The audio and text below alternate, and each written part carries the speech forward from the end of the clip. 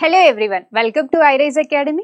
So RRB notification అనేది release చేయడం జరిగింది. ఇది ఆర్ఆర్బి ఆస్పిరెంట్స్ కి one of the important notification అని చెప్పొచ్చు. సో అసిస్టెంట్ లోకో పైలట్ అనే నోటిఫికేషన్ అనేది రిలీజ్ చేయడం జరిగింది.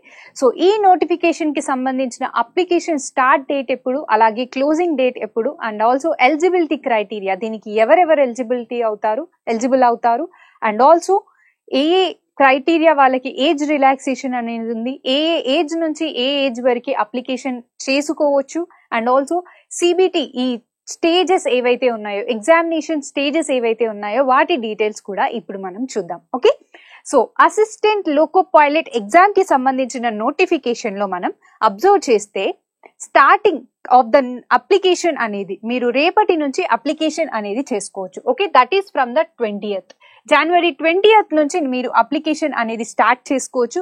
క్లోజింగ్ డేట్ వచ్చేసి 19th ఫిబ్రవరి అండి. ఓకే, సో ఎగ్జామినేషన్ డేట్ అనేది ఇంకా అనౌన్స్ చేయబడలేదు. Later on after application there may be announcement of the examination date.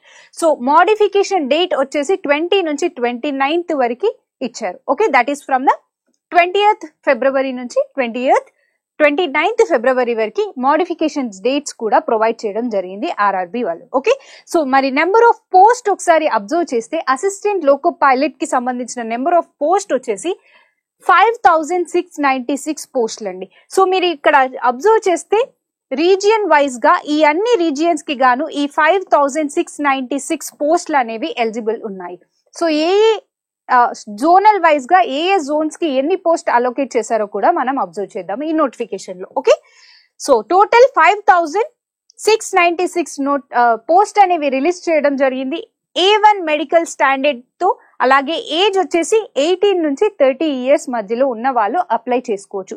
And also ఈ 30+ అనేది రిజర్వేషన్ వైజ్ గా డిఫరెంట్ కేటగిరీ వాళ్ళకి ఏజ్ రిలాక్సేషన్ అనేది కూడా ప్రొవైడ్ చేయడం జరిగింది. That details I will explain you. So pay scale వచ్చేసి లెవెల్ 2, ఇనిషియల్ పే వచ్చేసి 19,900 అండి. సో ఈ అప్లికేషన్ డేట్ అనేది మీరు గుర్తుపెట్టుకోవాల్సి ఉంటుంది, రైట్? సో ఆర్ఆర్బి ఆస్పిరెంట్స్ ఎవరైతే సీరియస్ గా ప్రిపరేషన్ లో ఉన్నారో వారికి ఇది క్రూషియల్ అప్లికేషన్, నోటిఫికేషన్ అని చెప్పొచ్చు. You definitely remember the dates and don't forget to apply. Okay, so ఒకసారి మనం నోటిఫికేషన్ డీటెయిల్ గా అబ్జర్వ్ చేస్తే, సో అబ్జర్వ్ చేసిన 5696 పోస్టులకి గాను A1 స్టాండర్డ్ మెడికల్ అనేది ఉండాలి అని చెప్పేసి మెడికల్ స్టాండర్డ్ ప్రొవైడ్ చేయడం జరిగింది. ఆ A1 మెడికల్ స్టాండర్డ్ అంటే ఏంటో ఒకసారి చూద్దాం. Physically fit in all respects అని చెప్పేసి మెన్షన్ చేయడం జరిగింది. స్పెషల్ గా విజన్ గురించి డిస్టెంట్ విజన్ అలాగే నియర్ విజన్ లో వారు వితౌట్ గ్లాసెస్ 6/6 పాయింట్స్ తో టెస్ట్ అనేది కండక్ట్ చేసి దాంట్లో 6/6 రావాలి అని చెప్పేసి, అలాగే నియర్ విజన్ అయితే వితౌట్ గ్లాసెస్ అని చెప్పేసి 0.6 తో మెన్షన్ చేయడం జరిగింది. So those people must also pass colour vision, binocular vision, అలాగే field of vision, night vision. So vision కి రిలేటెడ్ కంటి చూపు పరంగా ఈ అన్ని టెస్ట్లని క్వాలిఫై అయితేనే వారు దీనికి ఎలిజిబుల్ అని చెప్పేసి మెన్షన్ చేశారు. So you need to remember, LASIK surgery ఎవరైతే ఉన్నారో, ఆ ట్రీట్మెంట్ ఎవరైతే చేసుకున్నారో those candidates are not eligible, వారు దీనికి ఎలిజిబుల్ అవ్వరు. ఓకే, సో ఈ పాయింట్ మీరు గుర్తుపెట్టుకోవాల్సి ఉంటుంది అప్లికేషన్ చేసే టైంలో. సో ఏజ్ లిమిట్ వచ్చేసి, ఏజ్ క్రైటీరియా వచ్చేసి 18 years నుంచి 30 years వరకు ఉన్న వాళ్ళు ఎవరైతే ఉన్నారో స్టూడెంట్స్ అండ్ ఆస్పిరెంట్స్, వారు ఈ అప్లికేషన్ అనేది చేసుకోవచ్చు. Once will check that age relaxation list. So community or category wise గా ఏజ్ రిలాక్సేషన్ అనేది చేయడం జరిగింది. SC ST వారికి అయితే 5 years, that is up to age limit ఎంత అంటున్నాం 30 years. SC ST వాళ్ళకి అయితే 35 అని చెప్పి మనం చెప్పొచ్చు.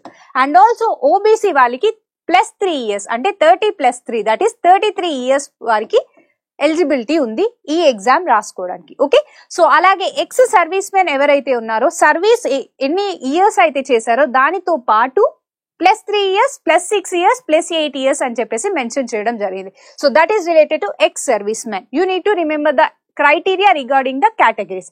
సో మీరు దీంట్లో ఏ కమ్యూనిటీకి చెందిన వారో చూసుకొని మీ ఏజ్ లిమిట్ ఈ 18 to 30 years కాకుండా you need to observe that SC and ST వారికి అయితే 35, అలాగే OBC వారికి అయితే 33 years అని చెప్పేసి, ఎక్స్ సర్వీస్ మెన్ అయితే completed years of service and also 3 years, 6 years, 8 years అని చెప్పేసి మీరు గుర్తుపెట్టుకోవాలి. This is also regarding unreserved categories. SC and ST వారికి అయితే 8 years, ఓబీసీ అయితే 6 years, ఈడబ్ల్యూఎస్ మరియు యూఆర్ వాళ్ళకైతే 3 years అని చెప్పేసి మీరు గుర్తుపెట్టుకోవాల్సి ఉంటుంది. Okay, so you can observe here upper age limit అలాగే లోయర్ ఏజ్ లిమిట్ అనేది మెన్షన్ చేయడం జరిగింది. సో 18 to 30 years ఏదైతే మెన్షన్ చేస్తున్నామో యూఆర్ అలాగే ఈడబ్ల్యూఎస్ పీపుల్ ఎవరైతే ఉన్నారో ఈ కేటగిరీకి చెందిన వారు 1994 వరకు 1994 అనేది upper limit. And also these all people regarding the category వారికి 2006 అనేది లోయర్ లిమిట్ అండి. That is not out after the 2006 ఎవరైతే బోర్న్ ఉన్నారో వారు ఈ అప్లికేషన్ కి ఎలిజిబుల్ అవ్వరు. ఓకే, సో అలాగే ఓబీసీ వాళ్ళైతే 1991, ఎస్సీ అండ్ ఎస్టీ వారైతే not before 1989, that is July 2nd. ఇది మీరు గుర్తుపెట్టుకోవాలి. July 2nd, 1989 for SC ST, అలాగే ఓబీసీ అయితే July 2nd, 1991 and also EWS వారికి అయితే July 2nd, that is 1994, not before అని చెప్పేసి. ఓకే, నెక్స్ట్ ఎడ్యుకేషన్ క్వాలిఫికేషన్స్ చూసినట్టయితే అప్లికేషన్ చేసే ప్రతి ఒక్కరికి కూడా ముఖ్యమైనది ఎడ్యుకేషన్ క్వాలిఫికేషన్స్ గురించి. వాటి గురించి చెక్ చేసుకుంటే మనం ఐటీఐ చేసిన వారు కానీ అలాగే డిప్లొమా కంప్లీట్ చేసిన వాళ్ళు అండ్ ఆల్సో బీటెక్ చేసిన వాళ్ళు దీనికి ఎలిజిబుల్. సో ఈ 3 క్రైటీరియాస్ లో ఎలక్ట్రికల్ చేసిన వాళ్ళు అలాగే ఎలక్ట్రానిక్స్ ఆర్ఎల్స్ ఆటోమొబైల్ ఆర్ మెకానికల్ ఈ 4 ఎవరైతే చేసుంటారో ఐటీఐలో ఆర్ఎల్స్ డిప్లొమాలో ఆర్ఎల్స్ బీటెక్ లో వారు మాత్రమే దీనికి ఎలిజిబుల్. అంటే మీరు ఐటీఐలో ఎలక్ట్రానిక్స్ చేసినా అలాగే బీటెక్ లో ఆటోమొబైల్ ఇంజనీరింగ్ చేసిన ఆర్ఎల్స్ డిప్లొమాలో ఎలక్ట్రికల్ చేసినా మీరు దీనికి ఎలిజిబుల్. ఓకే, సో CBT 1 అనేది మీకు క్వాలిఫైయింగ్ ఎగ్జామ్ గా తీసుకోవచ్చు. దట్ ఈస్ జనరల్ టెస్ట్ అని చెప్పేసి. CBT 2 లో మీకు ఈ క్రైటీరియాస్ ఏవైతే ఉన్నాయో ఆటోమొబైల్ ఇంజనీరింగ్ కి సంబంధించి అలాగే ఎలక్ట్రికల్ ఇంజనీరింగ్ కి సంబంధించి ఆర్ఎల్స్ ఎలక్ట్రానిక్ ఇంజనీరింగ్ కి సంబంధించి ఆర్ఎల్స్ మెకానికల్ ఇంజనీరింగ్ కి సంబంధించి ఈ సబ్జెక్ట్స్ అనేవి మీకు CBT 2 లో యాడ్ అవ్వడం జరుగుతుంది. దాంట్లో కూడా పార్ట్ ఏ మరియు పార్ట్ బి ఉండడం జరుగుతుంది. సో దానికి కాను మీరు ఈ 4 ఎవరైతే ఈ కోర్సెస్ కి స్పెషలైజేషన్స్ చేసి ఉంటారో వారు దీన్ని అప్లై చేసుకోవచ్చు. ఓకే, వన్స్ మీరు క్రాస్ చెక్ చేస్తే ఈ అసిస్టెంట్ లోకో పైలట్ ఇంజనీరింగ్ లో మెట్రికులేషన్ ఐటీఐలో భాగంగా ఈ fitter electrician instrument mechanic in the sense ఇవన్నీ మెకానికల్ కి సంబంధించినవి. ఓకే, సో మీరు అబ్జర్వ్ చేసుకుంటే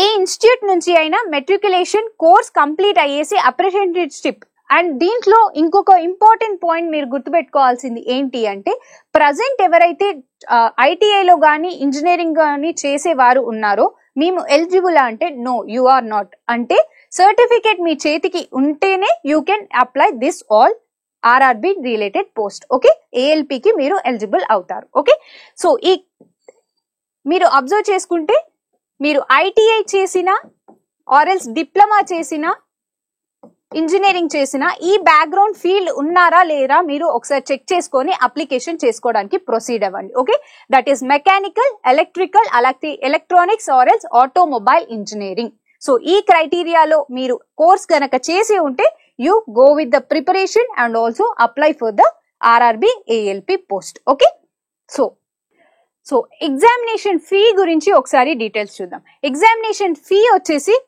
అందరికి for all the candidates it is for 500 అండి. Okay, SC ST ex service men మరియు ఫీమేల్ గానీ ట్రాన్స్జెండర్ పీపుల్ కి అలాగే మైనారిటీస్ అండ్ ఈడబ్ల్యూఎస్ కేటగిరీకి చెందిన ఎవరైతే ఉన్నారో అప్లికెంట్స్ వారు 250 రూపీస్ ని చెల్లించాల్సి ఉంటుంది అప్లికేషన్ పరంగా. సో నెక్స్ట్ వచ్చేసి మనం అప్లికేషన్ డేట్ ఎప్పుడు స్టార్ట్ అయిందో చూసాం, క్లోజింగ్ డేట్స్ చూస్తున్నాం అండ్ ఆల్సో ఎగ్జామినేషన్ డేట్ ఇంకా ప్రొవైడ్ చేయలేదు. టెంటేటివ్ గా they will provide the particular dates in further days. Okay, so test అనేది కండక్ట్ చేస్తున్నారు కాబట్టి ఈ స్టేజెస్ ఆఫ్ టెస్ట్ ఒకసారి చూద్దాం. దట్ ఈస్ CBT 1, CBT 2 అలాగే కంప్యూటర్ బేస్డ్ ఆప్టిట్యూడ్ టెస్ట్ మరియు డాక్యుమెంట్ వెరిఫికేషన్ అలాగే మెడికల్ ఎగ్జామినేషన్ అనేవి దీంట్లో స్టేజెస్ ఆఫ్ ద ఎగ్జామినేషన్ అని చెప్పొచ్చు. ఓకే, సో CBT 1 టెస్ట్ ని గమనిస్తే మనం this consist of 2 parts. Okay, so CBT 1 లో ప్యాటర్న్ వచ్చేసి సిలబస్ ఒకసారి చూద్దాం. సో CBT 1 లో డ్యూరేషన్ వచ్చేసి 60 minutes, నెంబర్ ఆఫ్ క్వశ్చన్స్ వచ్చేసి 75 questions and also number of marks వచ్చేసి 75 మార్క్స్ అండి. ఓకే, సో దీంట్లో నెగటివ్ ఉందా అంటే yes you have the negative. You need to remember that 1/3 of the marks అనేవి మీరు నెగటివ్ అని గుర్తుపెట్టుకోవాల్సి ఉంటుంది. Okay, so minimum pass percentage for the eligibility వచ్చేసి 40% for EWS and unreserved people కి, అలాగే ఓబీసీ వారికి అయితే 30%, ఎస్సీ వారికి అయితే 30%, అలాగే ఎస్టీ వారికి అయితే 25%. ఓబీసీ మరియు ఎస్సీ వారికి 30%, అన్రిజర్వ్డ్ వారికి 40%, ఎస్టీ వారికి 25% అండి. ఓకే, సో సిలబస్ ఒకసారి అబ్జర్వ్ చేస్తే CBT 1 లో mathematics, mental ability, general science, general awareness ఏవైతే బేసిక్స్ ఇంతవరకు మీరు ఏ కాంపిటేటివ్ ఎగ్జామ్స్ కి ప్రిపేర్ అవుతున్నా కూడా ఈ స్టాండర్డ్ బేసిక్ సబ్జెక్ట్స్ అయితే ఉన్నాయో బేసిక్ సబ్జెక్ట్స్ ని మీరు మెమరైజ్ చేసుకుంటూ రెగ్యులర్ గా ఆర్ఆర్బి ప్రీవియస్ క్వశ్చన్స్ ని అనలైజ్ చేసుకోవడానికి ట్రై చేయండి. సో ఆ అనలైజేషన్స్ ద్వారా మీరు ఎగ్జామ్ లో ఏ ఇంపార్టెంట్ టాపిక్స్ అనేది వారు క్వశ్చన్ చేస్తున్నారు అని చెప్పేసి మీరు ఆ టాపిక్స్ ని కవర్ చేసుకుంటూ వెళ్ళిపోతే అండ్ ఆల్సో కరెంట్ అఫైర్స్ కి అప్డేట్ చేసుకుంటూ వెళ్తే that will be sufficient for the examination. ఈ ఎగ్జామే కాదు, మీరు ఏ ఎగ్జామ్ ప్రిపేర్ అయినా కూడా ప్రీవియస్ ఇయర్ క్వశ్చన్ పేపర్స్ ని ఒకసారి అనలైజ్ చేసుకుంటూ later on go with the interlinking with the current affairs makes you succeed in the examination. Okay, so ఒకసారి గమనిస్తే మనం mathematics, mental ability, general science, general awareness అనేవి CBT 1 లో మనం observe చేయొచ్చు. Okay, so next comes CBT 2 అండి. CBT 1 అయ్యాక ఎవరైతే CBT 1 లో క్వాలిఫై అవుతారో CBT 2 కి తీసుకోవడం జరుగుతుంది. సో అప్లికేషన్స్ ఏవైతే ఉన్నాయో 5696 అంటున్నాం కదా, దానికి ఇంటూ 15 టైమ్స్ మెంబర్స్ ని దీంట్లో తీసుకోవడం జరుగుతుంది. That is into CBT 2. Okay, ఈ CBT 2 లో మరి 2 స్టేజెస్ ఉంటాయి. That is part A and part B అని చెప్పొచ్చు. పార్ట్ ఏ లో 90 minutes అలాగే 100 క్వశ్చన్స్ ఉండడం జరుగుతుంది. పార్ట్ బి వచ్చేసి 60 minutes 75 క్వశ్చన్స్ ఉండడం జరుగుతుంది. Okay, so CBT 2 shall comprises of 2 parts, that is part A and part B, that is covers the 2 hours 30 minutes. Okay, 2 hours 30 minutes, that is 2.5 hours అనేది examination time ఉంటుంది. 90 minutes లో మీరు 100 questions and part A లో అలాగే part B లో వచ్చేసి 60 minutes 75 questions. దీంట్లో కూడా 1/3 of the negative, that is wrong question కి మీకు each question కి 1/3 negative అనేది ఉంటుంది. సో నార్మలైజేషన్ మార్క్స్ అనేవి తీసుకోవడం జరుగుతుంది. పార్ట్ ఏలో ఎవరైతే మినిమం పర్సెంటేజ్ వస్తుందో వారిని ఎలిజిబుల్ అవ్వడం జరుగుతుంది థర్డ్ స్టేజ్ కి. Okay, part A minimum pass percentage ఎంత ఉంటుంది అంటే సేమ్ 40% ఫర్ ఈడబ్ల్యూఎస్, అలాగే ఎస్సీ మరియు ఓబీసీ వారికి అయితే 30%, ఎస్టీ అయితే 25% అండి. Okay, so only the marks scored in part A shall be counted for the short listing. This you need to remember. So part A మరియు పార్ట్ బి రెండు ఉన్నాయని చెప్తున్నాం కదా, ఈ పార్ట్ బి లో ఉన్న మార్క్స్ జస్ట్ క్వాలిఫైయింగ్ మార్క్స్ మాత్రమే. So part A లో ఎవరైతే ఎక్కువగా స్కోర్ చేసుకుంటారో వారు స్టేజ్ 3 కి ఎలిజిబుల్ అవ్వడం జరుగుతుంది. ఓకే, సో ఒకసారి మనం పార్ట్ ఏ లో సిలబస్ గమనిస్తే మ్యాథమెటిక్స్, జనరల్ ఇంటెలిజెన్స్, అలాగే రీజనింగ్ మరియు బేసిక్ సైన్స్ అండ్ ఇంజనీరింగ్ అంటే స్టేజ్ 1 లో ఏదైతే ఉందో CBT 1 లో ఏదైతే ఉందో అదే సిలబస్ ఇక్కడ కవర్ అవ్వడం జరుగుతుంది. ఓకే, పార్ట్ ఏ అనేది qualifying paper. So part A ఈ CBT 2 లో మనకి పార్ట్ ఏ అనేది క్రూషియల్, పార్ట్ బి అనేది జస్ట్ ఫర్ క్వాలిఫికేషన్ అని మీరు గుర్తుపెట్టుకోవాల్సి ఉంటుంది. ఓకే, దీంట్లో ఎక్కువగా స్కోర్ ఎవరైతే చేస్తారో వారు స్టేజ్ 3 కి ఎలిజిబుల్ అవ్వడం జరుగుతుంది. ఓకే, సో ఒకసారి పార్ట్ బి చూస్తే part B is only for the qualifying test. Okay, in nature and shell have questions from the various trade syllabus prescribed by DGT, that is Directorate General of Training. This will be commemorated in dgt.government.in. Okay, so qualifying percentage వచ్చేసి 35% అండి. Okay, so part A percentage మాత్రం 40% for EWS, అలాగే OBC మరియు ఎస్సీకి అయితే 30%, ఎస్టీకి అయితే 25%. Syllabus of various trades ఎవరైతే ఉన్నారో వారు ఐటీ స్ట్రీమ్ అయితే ఐటీ, డిగ్రీ అయితే డిగ్రీ, ఆ స్టాండర్డ్ లో పేపర్ అనేది ఉంటుంది. ఓకే, సో మెన్షన్ చేసిన ఎలక్ట్రానిక్స్, ఎలక్ట్రికల్, ఆటోమొబైల్ మరియు మెకానికల్ ఫీల్డ్ లో ఎవరైతే ఉన్నారో ఆ ఆస్పిరెంట్స్ ఈ పార్ట్ బి ఏదైతే టెస్ట్ పేపర్ ఉంటుందో క్వాలిఫై పేపర్ అది మీరు చూసుకోవాల్సి ఉంటుంది. Okay, so this is the qualification of the candidate and subject of choice for the part B. మీరు అప్లికేషన్ చేసుకునేటప్పుడు పార్ట్ బిలో మీరు ఏ ట్రేడ్ ఆర్ సబ్జెక్ట్ రిలేటెడ్, ఏ కోర్స్ రిలేటెడ్ అప్లై చేస్తున్నారో మీ రిలవెంట్ స్పెషలైజేషన్ ఏదైతే ఉందో ఆ అప్లికేషన్ చేసుకోవడం ద్వారా పార్ట్ బిలో మీరు ఎగ్జామినేషన్ అటెండ్ అవ్వచ్చు. And that will be only qualifying paper for 35% అని మీరు గుర్తుపెట్టుకోవాల్సి ఉంటుంది. Okay, so CBT third stage ఏదైతే ఉందో that is computer based aptitude test అంటున్నాం. ఇది మీరు సైట్ లో ఏదైతే మెన్షన్ చేస్తున్నారో. Okay, so when you go in to this site that is rdsfo.indianrailways.government.in లో సెక్షనల్ వైజ్ గా కొన్ని ప్రీవియస్ ఇయర్ క్వశ్చన్స్ అనేవి చూడడం జరుగుతుంది. ఆ క్వశ్చన్స్ వైజ్ గా ఈ CBAT లో పెట్టడం జరుగుతుంది. This is conducted in English and Hindi languages. Okay, so ఇది కూడా క్వాలిఫైయింగ్ పేపరే. మెమొరీ టెస్ట్, దీంట్లో ఎలాంటి క్వశ్చన్స్ ఉంటాయంటే memory test, direction based test, అలాగే డెప్త్ పర్సెప్షన్ గురించి, స్పీడ్ మరియు కాన్సన్ట్రేషన్ గురించి క్వశ్చన్స్ అడగడం జరుగుతుంది. ఓకే, సో దీంట్లో స్టేజ్ 3లో ఎవరైతే క్వాలిఫై అవుతారో వారు డాక్యుమెంట్ వెరిఫికేషన్స్ కి వెళ్ళడం జరుగుతుంది. స్టేజ్ 3లో మరి ఎలా తీసుకుంటారు అంటే candidates equal to 8 times the number of ALP vacancies. అంటే CBT 2లో ఎవరైతే క్వాలిఫై అవుతారో వారి నుంచి 8 times number of vacancies into 8 times ఈ స్టేజ్ 3 వరకు రావడం జరుగుతుంది. Okay, so later on document verification conduct చేయడం జరుగుతుంది. So that is the details related to the stages of the examination. Next comes ఏ ప్లేసెస్ లో ఎన్ని వేకెన్సీస్ ఉన్నాయి మరి అంటే once we will check it this.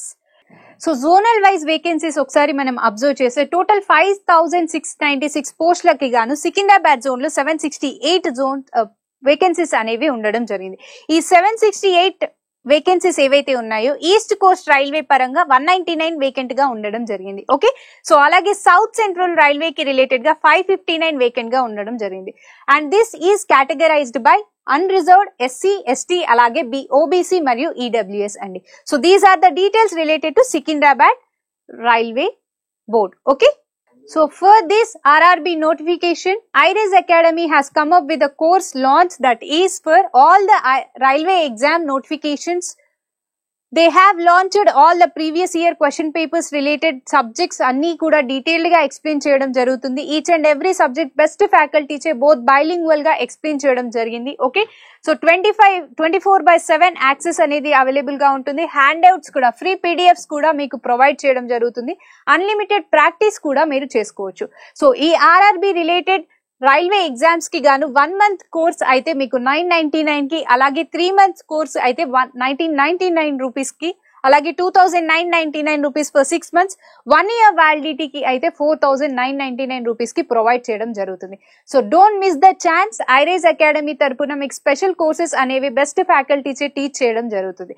So applications అనేది start అయ్యాయి కాబట్టి మీ ప్రిపరేషన్ ఇప్పటి నుంచే స్టార్ట్ చేసుకోండి. డేట్ ఆఫ్ ఎగ్జామినేషన్ గురించి వెయిట్ చేసి టైం వేస్ట్ చేసుకోకండి. Okay, so ALP examination notification అనేది రిలీజ్ చేయడం జరిగింది కాబట్టి మీరు ఇప్పటి నుంచి షెడ్యూల్ చేసుకొని ఈచ్ సబ్జెక్ట్ వైజ్ గా షెడ్యూల్ చేసుకోండి. IRise academy will be with you to help out for all the examinations. Okay, thank you.